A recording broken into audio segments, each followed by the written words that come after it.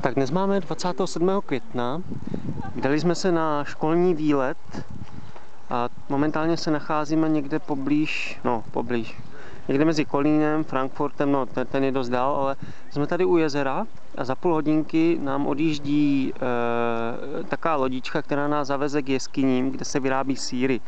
Je to zvláštní, ale je to tak. Původní skupina byla rozdělena na 3 části. Nejméně aktivní, aktivní a středně aktivní.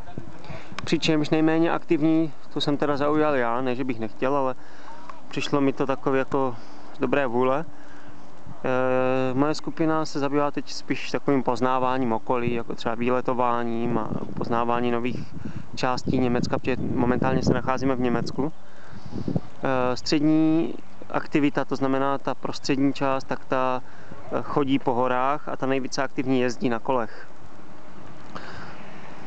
Prostředí je tady krásné a momentálně máme půl hodinky, než nám pojede další lodička, takže ta jedna nám právě ujela. Možná ji tam někde můžete vidět v dáli.